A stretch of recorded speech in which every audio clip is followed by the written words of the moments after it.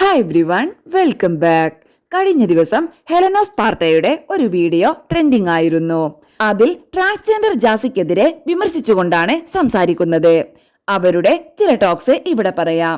ജാസി എന്ന് പറയുന്ന വ്യക്തിയുടെ ഉമ്മയ്ക്കന്ന് ബുദ്ധിമുട്ടായിട്ട് വിളിച്ചിട്ടുണ്ട്. എന്താണ് ആ പെൺകുട്ടി പറയുന്നത് എന്ന് ചോദിച്ചിട്ടുണ്ടായിരുന്നു. ഞാൻ മനസ്സ് തൊട്ട് പറയുകയാണ്, നിങ്ങൾക്ക് ഏതെങ്കിലും രീതിയിൽ ഞാൻ പറഞ്ഞത് വേദനിച്ചിട്ടുണ്ട് എങ്കിൽ ഞാൻ ഹൃദയത്തിന്റെ ഭാഷയിൽ ക്ഷമ ചോദിക്കുന്നു.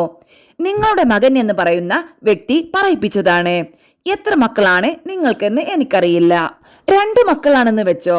2 പ്രസവിച്ച ഒരു ഉമ്മയല്ലേ നിങ്ങൾ? ആ നിങ്ങളുടെ മകനായി ജനിച്ച ആ വ്യക്തി ഇത്രയും സ്ത്രീ സമൂഹത്തെ അധിക്ഷേപിച്ചപ്പോൾ അല്ലെങ്കിൽ കളിയാക്കിയപ്പോൾ നിങ്ങളുടെ ഹൃദയം വേദനിച്ചില്ല. നിങ്ങൾക്ക് നാണക്കേട് അനുഭവപ്പെട്ടില്ല.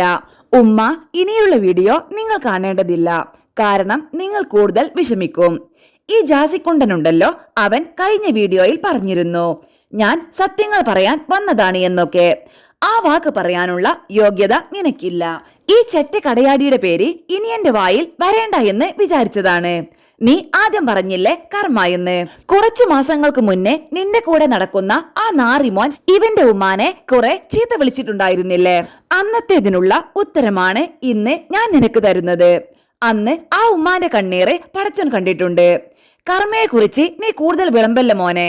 ഇവൻ എന്നോട് പറഞ്ഞു പോലും, മോളെ എനിക്ക് ആ സർജറി കഴിഞ്ഞു, മോൾക്ക് ആ സർജറി കഴിഞ്ഞത് കാണിച്ചു എന്ന് പറഞ്ഞു എന്ന്. ഡേ എരപ്പാളി, നിന്നോട് ഞാൻ എപ്പോഴാണ് ചോദിച്ചത്?